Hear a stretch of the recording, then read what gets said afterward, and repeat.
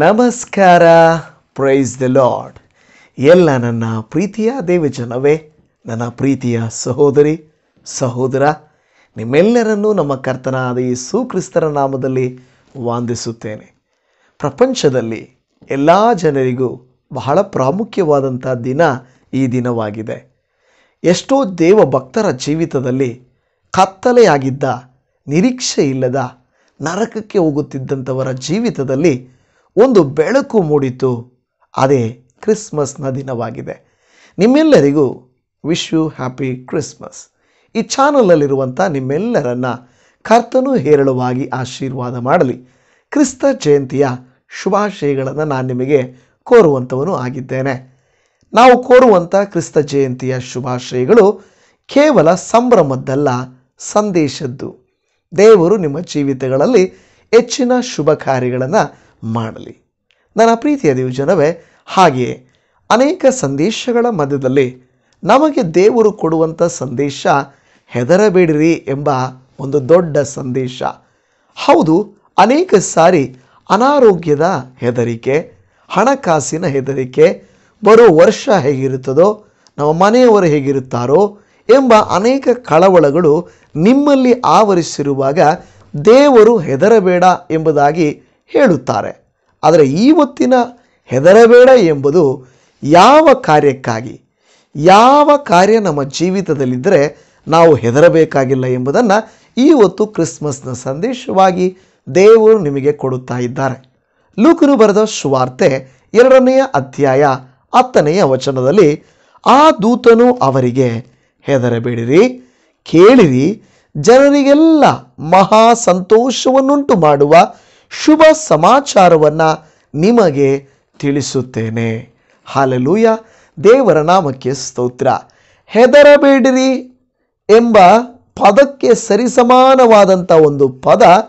ಯಾಕೆ ನೀವು ಹೆದರಬಾರದಂದರೆ ಶುಭ ಸಮಾಚಾರ ನಿಮಗಿದೆ. ಕೆಲವು ಸಾರಿ ಹೇಳ್ತಾರೆ, ಒಂದು ವೇಳೆ ಯಾವುದೋ ಒಂದು ಸಾಲದಲ್ಲಿ ಬಿದ್ದಿರುವಂಥವರಿಗೆ, ರೋಗದಲ್ಲಿ ಬಿದ್ದಿರುವಂಥವರಿಗೆ, ಸೋತು ಬಿದ್ದವರಿಗೆ ಕೆಲವರು ಹೇಳ್ತಾರೆ, ಚಿಂತೆ ಮಾಡಬೇಡ, ನಿನ್ನ ಅನಾರೋಗ್ಯಕ್ಕೆ ತಕ್ಕದಾದ ವೈದ್ಯರಿದ್ದಾರೆ, ಆ ಡಾಕ್ಟರ್ ನಿನ್ನ ಸಮಸ್ಯೆಗೆ ಪರಿಷ್ಕಾರ. ಓ, ನಿನಗೆ ಸಾಲ ಇದೆಯಾ, ಭಯಪಡಬೇಡ, there is a good news. ನಿನಗೊಂದು ಶುಭ ಸಮಾಚಾರ ಇದೆ. ಏನಂದರೆ, ಒಂದು ಬ್ಯಾಂಕ್ ಸಾಲ ಕೊಡ್ತದೆ, ಒಬ್ಬ ವ್ಯಕ್ತಿ ಸಾಲ ಕೊಡ್ತಾರೆ. ಸೋತು ಹೋಗಿದೆಯಾ, ಚಿಂತೆ ಮಾಡಬೇಡ, ಅಲ್ಲಿ ಹೋಗಿ ಮಾತಾಡೋಣ, ಮತ್ತೆ ನೀನು ಪಾಸ್ ಆಗ್ತೀಯಾ, ಮತ್ತೆ ನೀನು ಜಯಿಸ್ತೀಯಾ, ಮತ್ತೆ ನಿನ್ನ ಜೀವನ ಸರಿ ಹೋಗ್ತದೆ, ನಾವು ಮಾತಾಡೋಣ, ನಿಮ್ಮ ಕುಟುಂಬ ಸರಿ ಹೋಗುತ್ತೆ. ಅವರು ಹೇಳಿದರೆ ನಿನ್ನ ಯಜಮಾನರು ಸರಿ ಹೋಗ್ತಾರೆ, ನಿನ್ನ ಮಗನ ಜೀವನ ಸರಿ ಹೋಗ್ತದೆ ಎಂದು ಈ ರೀತಿಯಾಗಿ ಅನೇಕ ಕಾರ್ಯಗಳನ್ನು ಅವರು ಹೇಳಿ, ನಿನ್ನ ಬ್ಯಾಡ್ ನ್ಯೂಸಲ್ಲಿ ನಿನಗೆ ಗುಡ್ ನ್ಯೂಸ್ ಇದೆ, ನೀನು ಚಿಂತೆ ಮಾಡಬೇಡ, ಹೆದರಬೇಡ, there is a good news for you ಅಂತ ಹೇಳ್ತಾರೆ. ಎಕ್ಸಾಕ್ಟಾಗಿ ಅದೇ ರೀತಿಯಲ್ಲಿ ನಾವು ನೋಡುವಾಗ ದೇವದೂತರು ಮಾನವರಿಗೆ ಕೊಡುತ್ತಿರುವಂಥ ಒಂದು greatest news, a good news ಅಂತ ಏನಿದೆಯಲ್ಲ, ಅದೇನಾಗಿದೆ ಗೊತ್ತಾ? That is called Christmas, that the Christ is born for you and me. ನಿಮಗಾಗಿ, ನನಗಾಗಿ ಕ್ರಿಸ್ತನು ಜನಿಸಿದ್ದಾರೆ. ಹೆದರಬೇಕಾಗಿಲ್ಲ, ಯಾಕೆಂದರೆ there is a good news for you. ಹೆದರಬೇಡ್ರಿ, ಯಾಕೆಂದರೆ ನಿಮಗೆ ಶುಭ ಸಮಾಚಾರ ಇದೆ. ಆ ಶುಭ ಸಮಾಚಾರವೇನೆಂದರೆ, ದಾವೀದನೂರಿನಲ್ಲಿ ನಿಮಗೋಸ್ಕರವಾಗಿ ಒಬ್ಬ ರಕ್ಷಕನು ಹುಟ್ಟಿದ್ದಾನೆ ಎಂಬುದಾಗಿ. ಪ್ರಿಯ ದೇವಜನವೇ, ಮನುಷ್ಯರು, ಲೋಕವು ನಮ್ಮ ಸಮಸ್ಯೆಗೆ ಪರಿಷ್ಕಾರವನ್ನು ಕೊಡಲಿಕ್ಕಾಗದೇ ಇರುವಾಗ ದೇವರ ವಾಕ್ಯವು ನಮಗೊಂದು ಪರಿಷ್ಕಾರವನ್ನು, ಶುಭ ಸಂದೇಶವನ್ನು ಕೊಡ್ತಾ ಇದೆ. ಎಲ್ಲರೂ ನಮಗೆ ಬ್ಯಾಡ್ ನ್ಯೂಸ್ ಹೇಳೋರೆ ಅಲ್ವಾ?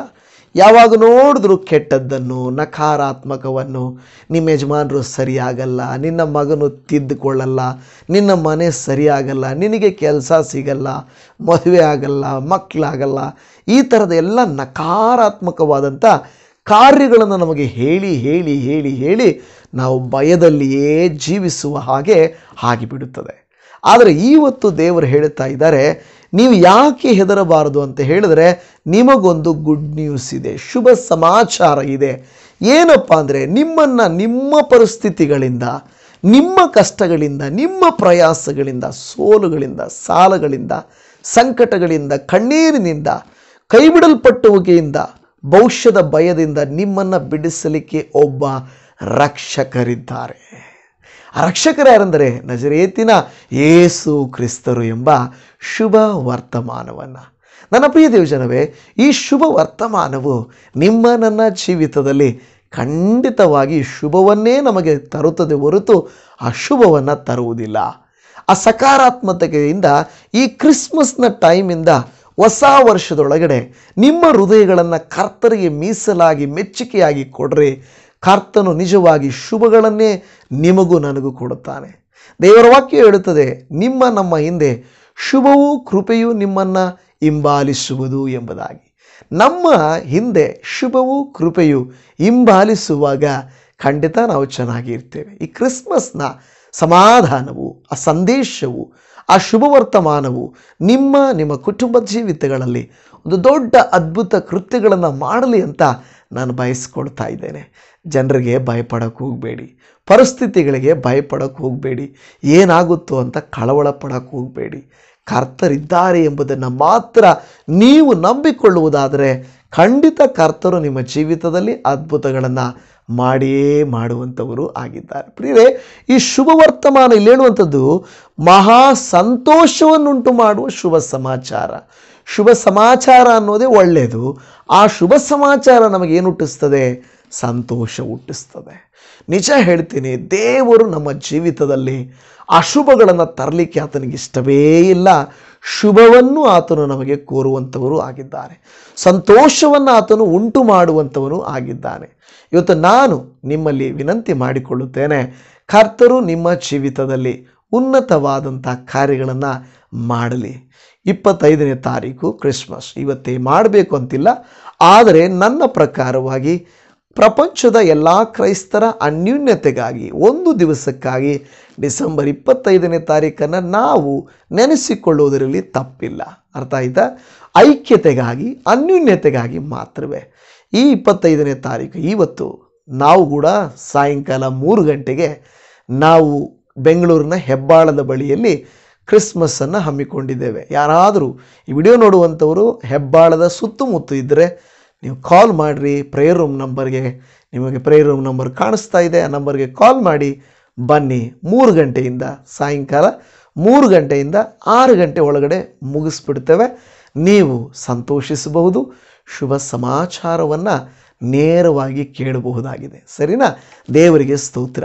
ಪ್ರಿಯರೇ, ಈ ಶುಭ ಸಮಾಚಾರ, ಈ ಸಂತೋಷ ನಿಮ್ಮ ಜೀವಿತದಲ್ಲಿ ಸಿಗಬೇಕು. ಯಾಕೆಂದರೆ ನಾವು ಒಂದು ವಾಕ್ಯದಲ್ಲಿ ನಾವು ನೋಡುತ್ತೇವೆ, ಯೆಶಾಯನ ಪ್ರವಾದನೆಯ ಗ್ರಂಥ 40ನೇ ಅಧ್ಯಾಯ 9ನೇ ವಚನದಲ್ಲಿ, ಶುಭ ಸಮಾಚಾರವನ್ನು ತಿಳಿಸಬಲ್ಲ ಚೀಯೋನೇ, ಉನ್ನತ ಪರ್ವತವನ್ನು ಹತ್ತಿಕೋ, ಸುವರ್ತಮಾನವನ್ನು ಪ್ರಕಟಿಸಬಲ್ಲ ಯೆರೂಸಲೇಮೇ, ನಿನ್ನ ಧ್ವನಿಯನ್ನು ಗಟ್ಟಿಯಾಗಿ ಎತ್ತು, ನಿರ್ಭಯವಾಗಿ ಎತ್ತಿ ಯಹೂದದ ಪಟ್ಟಣಗಳಿಗೆ ಇಗೋ ನಿಮ್ಮ ದೇವರು ಎಂದು ಹೇಳು ಎಂದು ಹೇಳುತ್ತಾ ಇದೆ.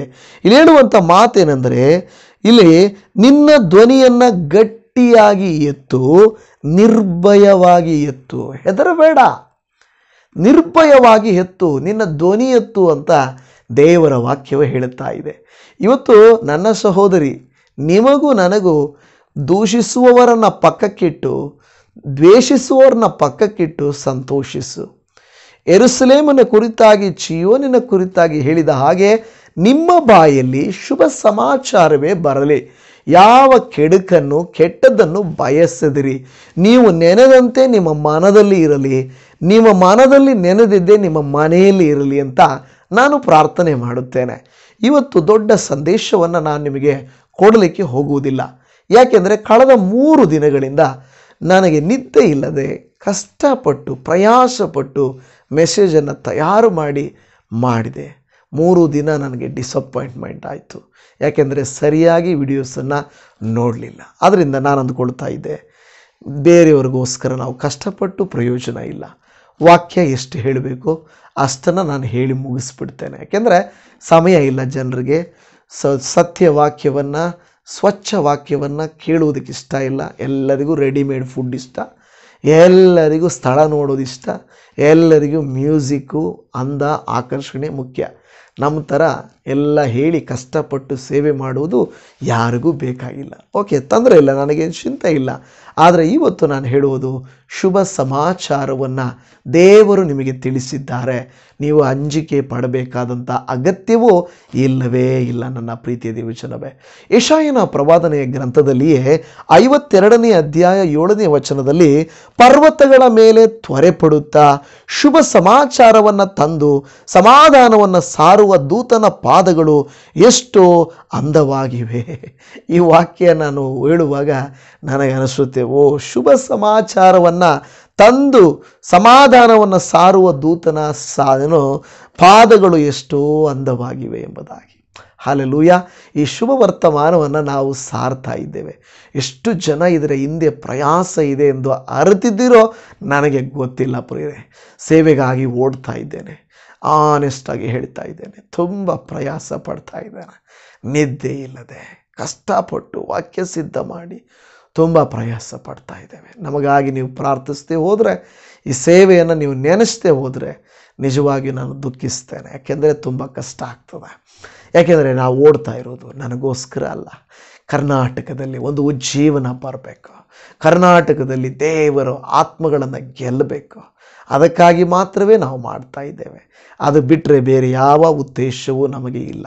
ಇವತ್ತು ಶುಭ ಸಮಾಚಾರವನ್ನು ತಂದು ನಿಮಗೆ ಕೊಡ್ತಾ ಇದ್ದೀವಲ್ಲ, ಈ ಸಮಾಧಾನವನ್ನು ನಿಮಗೆ ಸಾರ್ತಾ ಇದ್ದೀವಲ್ವಾ, ಇಲ್ಲಿ ಹೇಳ್ತದೆ ಅಂಥ ದೂತನ ಪಾದಗಳು ಎಷ್ಟೋ ಅಂದವಾಗಿವೆ. ಇವತ್ತು ನಾನು ಹೇಳುತ್ತೇನೆ, ನಿಮ್ಮ ಜೀವಿತದಲ್ಲಿ ಕರ್ತರು ಶುಭ ಸಮಾಚಾರವನ್ನೇ ಕೊಡಲಿ. ಕೆಡುಕು ಬೇಡ, ನಿಮಗೆ ಕಷ್ಟ ಬೇಡ, ಕಣ್ಣೀರು ಬೇಡ. ಆದರೆ ಒಂದು ಮಾತು ಜ್ಞಾಪಕ ಇಟ್ಕೊಳ್ಳಿ, ಕರ್ತರು ನಿಮಗೆ ಹೇಳ್ತಾ ಇದ್ದಾರೆ, ನೀವು ಈ ಶುಭ ಸಮಾಚಾರವನ್ನು ನಂಬುವುದಾದರೆ ನೀವು ಹೆದರಬೇಕಾಗಿಲ್ಲ. ಯಾವುದಕ್ಕೂ ನೀವು ಅಂಜಬೇಡ್ರಿ, ಹೆದರಬೇಡ್ರಿ. ಕರ್ತರು ಇವತ್ತು ಮಾತು ಕೊಡ್ತಾ ಇದ್ದಾರೆ. ಈ ಕ್ರಿಸ್ಮಸ್ನ ಹಾಗೆ ಬರುವ ಕ್ರಿಸ್ಮಸ್ಸು ಸಾಧಾರಣವಾಗಿ ನಿಮ್ಮ ಜೀವಿತದಲ್ಲಿ ಇರಬಾರ್ದು. ಪ್ರತಿನಿತ್ಯ ವಾಕ್ಯಗಳನ್ನು ಕೇಳಿಸಿಕೊಂಡು ವಾಕ್ಯಗಳಲ್ಲಿ ಬಲಗೊಂಡು ಕರ್ತರಿಗಾಗಿ ಜೀವಿಸುವುದಾದರೆ ನಿಮ್ಮ ಜೀವನದಲ್ಲಿ ವ್ಯತ್ಯಾಸವೂ ಬರುತ್ತದೆ. ನಾನು ನಂಬುತ್ತೇನೆ. ಇಷ್ಟು ವಾಕ್ಯ ಸಾಕು ನಿಮಗೆ. ಯಾಕೆಂದರೆ ಕೆಲವರು ನನಗೆ ಅರ್ಥ ಆಗ್ತದೆ ನನ್ನ ಸಹೋದರಿಯರೇ, ನೀವು ಖಂಡಿತ ನಾವು ಹೇಗೆ ಮಾಡಿದರೂ ಎಷ್ಟು ವಾಕ್ಯ ಮಾಡಿದ್ರು ನೀವು ಪೂರ್ತಿ ನೋಡ್ತೀರ. ಆದರೆ ತುಂಬ ಜನಕ್ಕೆ ಡಿಸಪಾಯಿಂಟಿಂಗ್, ನನಗೆ ತುಂಬ ಡಿಸಪಾಯಿಂಟಿಂಗ್. ಎಷ್ಟೋ ದಿನಗಳಿಂದ ನಾನು ಬಾಳೋದು ಕಷ್ಟ ಅನ್ನಿಸ್ತಾ ಇತ್ತು. ಇವತ್ತು ಈ ಶುಭ ದಿನದಲ್ಲಿ ನಾನು ಹೇಳ್ತಾ ಇದ್ದೇನೆ, ನಾವು ಅಷ್ಟು ಪ್ರಯಾಸಪಟ್ಟು ಪ್ರಯೋಜನ ಇಲ್ಲ, ಮಾರ್ಪಾಡಿಲ್ಲ, ಒಂದು ನಿಜವಾದ ಯಥಾರ್ಥತೆ ಇಲ್ಲ. ಐ ಆಮ್ ಸಾರಿ, ಇನ್ನೇನು ಹೇಳಲಿಕ್ಕೆ ನಾನು ಇಷ್ಟಪಡೋದಿಲ್ಲ. ಆದರೆ ಒಂದು ಮಾತು ಇವತ್ತು ನಿಮಗೆ ಎಚ್ಚರಿಸ್ತೇನೆ, ದೇವರು ಒಂದು ಶುಭ ಸಮಾಚಾರವನ್ನು ನಿಮಗೆ ಕೊಟ್ಟಿದ್ದಾರೆ. ಅದೇನೆಂದರೆ, ನಮಗೋಸ್ಕರ ಒಬ್ಬ ರಕ್ಷಕರಿದ್ದಾರೆ. ಆ ರಕ್ಷಕರೇ ನಮಗೆ ಗುಡ್ ನ್ಯೂಸ್, ಶುಭ ಸಮಾಚಾರ. ಆತನಿರುವ ತನಕ ಯಾವುದಕ್ಕೂ ನೀವು ಹೆದರಬೇಡ್ರಿ. ಕರ್ತರು ತಾನೇ ನಿಮ್ಮನ್ನು ಅನುಗ್ರಹ ಮಾಡಲಿ. ತಲೆಗಳನ್ನು ಬಾಗಿಸಿ ಪ್ರಾರ್ಥನೆ ಮಾಡಿಕೊಳ್ಳೋಣ. ಪ್ರೀತಿಯ ಪರಮ ತಂದೆಯೇ, ಈ ಶುಭ ದಿನದಲ್ಲಿ ನಿಮ್ಮ ಜೀವವುಳ್ಳ ವಾಕ್ಯಗಳನ್ನು ಧ್ಯಾನ ಮಾಡುವಂತೆ ನಿಮ್ಮ ಪಾದ ಸನ್ನಿಧಿಗೆ ಬಂದು ನಿಮ್ಮನ್ನು ನಾವು ಸಂತೋಷದಿಂದ, ಸಮಾಧಾನದಿಂದ, ಧೈರ್ಯದಿಂದ ನಿನ್ನ ವಾಕ್ಯಗಳನ್ನು ಕೇಳುವಂತೆ ನೀವು ನಮಗೆ ಸಹಾಯ ಮಾಡಿದ್ದೀರಾ ಅಪ್ಪ. ವಾಕ್ಯಗಳು ಒಂದಕ್ಕೊಂದು ದೇವರೇ ಒಂದಕ್ಕೊಂದು ಬಲಪಡಿಸಿ ಸುಳ್ಳು ಬೋಧನೆಗಳು ಬರಬಾರ್ದು. ನಾವು ಸುಮ್ಮನೆ ಸ್ವಲ್ಪ ಊಟಕ್ಕಾಗಿ ನಾವು ಎದುರು ನೋಡಬಾರ್ದು. ಆತ್ಮೀಕವಾಗಿ ವಾಕ್ಯದಲ್ಲಿ ತುಂಬ ಬಲಗೊಳ್ಳಬೇಕೆಂಬುದು ನಮ್ಮ ಆಸೆಯಾಗಿತ್ತು ಕರ್ತನೆ. ಆದರೆ ಕರ್ತನೆ, ನೀವು ಇವತ್ತು ಕೂಡ ನಮ್ಮೆಲ್ಲರಿಗೂ ಒಂದು ಧೈರ್ಯದ ಮಾತನ್ನು ಕೊಟ್ಟಿದ್ದೀರಾ. ನೀವು ಹೆದರಬೇಡ್ರಿ, ಯಾಕೆಂದರೆ ನಿಮಗೆ ಶುಭ ಸಮಾಚಾರ ಇದೆ. ಯಾವುದು ಆ ಶುಭ ಸಮಾಚಾರ ಅಂದರೆ, ನಿಮಗೋಸ್ಕರ ಒಬ್ಬ ರಕ್ಷಕರು ಹುಟ್ಟಿದ್ದಾರೆ ಎಂಬುದಾಗಿ. ತಂದೆ ದೇವ, ಆ ರಕ್ಷಕರೇ ಯೇಸುವೇ, ನೀವಿರುವಾಗ ನಾವು ಭಯಪಡೋದಿಲ್ಲ ಕರ್ತನೆ. ನಿನ್ನ ಕೃಪೆಯೇ ನಮಗೆ ಸಾಕಯ್ಯ, ನಿಮ್ಮ ದಯೆಯೇ ನಮಗೆ ಸಾಕು. ನೀವು ನಮ್ಮ ಜೊತೆಯಲ್ಲಿದ್ದು ನಮ್ಮನ್ನು ಬಲಪಡಿಸಿ ಈ ಕ್ರಿಸ್ಮಸ್ ಒಂದು ಕರ್ತನೆ ಆಶೀರ್ವಾದಕರವಾದಂಥ ದೇವರೇ ಕರ್ತನೆ, ದೇವರೇ ಒಂದು ತಿಂಗಳಾಗಲಿ, ಒಂದು ವರ್ಷವಾಗಿ ಬರುವಾಗಿ ಮಾರ್ಪಡಲಿ. ನಮ್ಮ ಜೀವಿತದಲ್ಲಿ ಈ ಶುಭ ವಾರ್ತೆ, ಈ ಗುಡ್ ನ್ಯೂಸ್ ಯಾವತ್ತೂ ನಮ್ಮನ್ನು ಬಿಟ್ಟು ಹೋಗಿ ಬ್ಯಾಡ್ ನ್ಯೂಸ್ ಆಗಲೇಬಾರ್ದು, ಕೆಟ್ಟ ಸುದ್ದಿ ಅದು ಆಗಲೇಬಾರ್ದಪ್ಪ ಕರ್ತನೆ. ನಮ್ಮ ಜೀವಿತದಲ್ಲೆಲ್ಲ ಶುಭವಾರ್ತೆಯು, ಶುಭ ದೇವರ ಸಂದೇಶವು ನಮಗೆ ಸಾರಲ್ಪಡಬೇಕು. ಇವತ್ತು ಯಾವ ಸಹೋದರಿ, ಯಾವ ಸಹೋದರನು ಯಾವುದಾದರೂ ಭಯ, ಆತಂಕ, ಹೆದರಿಕೆಯಲ್ಲಿ, ಕಷ್ಟದಲ್ಲಿದ್ದರೆ ನಾನಪ್ಪ ಯಥಾರ್ಥವಾಗಿ ಒಬ್ಬ ಸೇವಕನಾಗಿ, ಒಬ್ಬ ಸಹೋದರನಾಗಿ, ಒಬ್ಬ ಮಗನಾಗಿ ಇವರಿಗಾಗಿ ನಾನು ಪ್ರಾರ್ಥಿಸ್ತೇನೆ. ಅವರ ಕಣ್ಣೀರನ್ನು ಒರೆಸಿರಿ, ಅವರ ಕಷ್ಟಾರ್ಜಿತವನ್ನು ಅವರು ಭುಜಿಸುವಂತೆ ಮಾಡಿರಿ. ಅವರ ಹೆದರಿಕೆಯನ್ನೆಲ್ಲ ತೆಗೆದುಬಿಟ್ಟು ಯಾವ ವಿಷಯದಲ್ಲಿ, ಆರೋಗ್ಯ ವಿಷಯದಲ್ಲಾಗಲಿ, ಹಣಕಾಸಿನ ವಿಷಯದಲ್ಲಾಗಲಿ, ಮನೆಯವರ ವಿಷಯದಲ್ಲಾಗಲಿ ಹೆದರದೆ ಈ ಶುಭ ಸಂದೇಶವು, ಈ ಕ್ರಿಸ್ಮಸ್ನ ಸಂದೇಶವನ್ನು ನನ್ನ ಬಲಪಡಿಸಿದೆ. ನನ್ನ ಕರ್ತರು ನನಗಿದ್ದಾರೆ, ಆತನೇ ನನಗೆ ಶುಭ ಸಮಾಚಾರ, ಆ ರಕ್ಷಕರಿರುವಾಗ ನಾನು ಭಯಪಡುವುದಿಲ್ಲ ಎಂದು ಧೈರ್ಯವಾಗಿರುವಂತೆ ಕೃಪೆಯನ್ನು ತೋರಿಸಿರಪ್ಪ. ಈ ಕ್ರಿಸ್ಮಸ್ಸನ್ನು ಕಂಡಿದ್ದೇವೆ. ನಿನ್ನ ಚಿತ್ತವಾದರೆ ಬರುವ ಕ್ರಿಸ್ಮಸ್ ಒಳಗಡೆ ನಮ್ಮ ಜೀವಿತಗಳು ಸಾಧಾರಣವಾಗಿರಬಾರದು, ಅಸಾಧಾರಣವಾಗಬೇಕಪ್ಪ. ಆಶ್ಚರ್ಯವಾದ ಕಾರ್ಯಗಳು, ಕೃತ್ಯಗಳು ನಮ್ಮ ಜೀವಿತದಲ್ಲಿ ನಡೆಯಬೇಕು ಯೇಸುವಿನ ನಾಮದಲ್ಲಿ. ಈ ವಾಕ್ಯವನ್ನು ಕೇಳಿ ಅಪ್ಪ ಇದನ್ನು ಹಂಚಿಕೊಳ್ಳುವ, ಈ ಸೇವೆಗಾಗಿ ಪ್ರಾರ್ಥಿಸುವ ಪ್ರತಿಯೊಬ್ಬರಿಗಾಗಿ ನಾನು ಬೇಡುತ್ತೇನಪ್ಪ. ಶಾಂತಿ, ಸಮಾಧಾನ, ಶುಭ ವರ್ತಮಾನವು, ದೇವರೇ ಸ್ವಾರ್ಥೆಯು ಇವರ ಜೀವಿತದಲ್ಲಿ ಯಥೇಚ್ಛವಾಗಿ ಸಿಕ್ಕಲಿ, ಅದು ಬಿಡುಗಡೆ ಮಾಡಲಿ. ನಿನ್ನ ವಾಕ್ಯದಲ್ಲಿ, ಕೀರ್ತನೆಗಳಲ್ಲಿ ಹೇಳಿದ ಹಾಗೆ ಶುಭವು, ಕೃಪೆಯು ಯಾವಾಗಲೂ ಇವರನ್ನು ಹಿಂಬಾಲಿಸಲಿ ಎಂಬುದಾಗಿ, ನಮಗಾಗಿ ರಕ್ಷಕನಾಗಿ ಜನಿಸಿ ಬಂದಾತನು, ನಮಗೋಸ್ಕರವಾಗಿ ಯಾವಾಗಲೂ ಅದ್ಭುತಗಳನ್ನು, ಆಶ್ಚರ್ಯಗಳನ್ನು ಮಾಡುವಾತನು, ನಮ್ಮ ರಕ್ಷಕನು ನಮಗಾಗಿ ಜನಿಸಿ ಬಂದ ಇಮ್ಮಾನುವೇಲ್ ದೇವರಾಗಿರುವಂಥ ಯೇಸು ಕ್ರಿಸ್ತರ ನಾಮದಲ್ಲಿ ಪ್ರಾರ್ಥಿಸುತ್ತೇವೆ ಪರಮ ತಂದೆಯೇ. ಆಮೇನ್, ಆಮೇನ್, ಆಮೇನ್. ನನ್ನ ಪ್ರೀತಿಯ ದೇವಜನವೇ, ನಿಮ್ಮೆಲ್ಲರಿಗೂ ಮತ್ತೊಂದು ಸಾರಿ ವಿಶ್ ಯು ಹ್ಯಾಪಿ ಕ್ರಿಸ್ಮಸ್. ನಾವು ಕುಟುಂಬ ಪರವಾಗಿ, ನಾನು, ರಾಧಾ, ನಮ್ಮಿಬ್ಬರ ಮಕ್ಕಳು, ನನ್ನ ಸಭೆ, ಮೋಕ್ಷ ಮಾರ್ಗ ಸಭೆ ಮತ್ತು ಯೂಟ್ಯೂಬ್ನ ಎಲ್ಲ ವ್ಯೂವರ್ಸಿನ ಪರವಾಗಿ ಮಿಕ್ಕವರಿಗೆ ನಾನು ಶುಭಾಶಯ ಕೋರ್ತೇನೆ. ನಿಮ್ಮೆಲ್ಲರ ಪ್ರೀತಿ, ನಿಮ್ಮೆಲ್ಲರ ಆದರಣೆ, ನಿಮ್ಮೆಲ್ಲರ ಪ್ರಾರ್ಥನೆಗಾಗಿ ನಾನು ಚಿರಋಣಿಯಾಗಿದ್ದೇನೆ. God bless you. Thank you. Shalom. Praise the lord.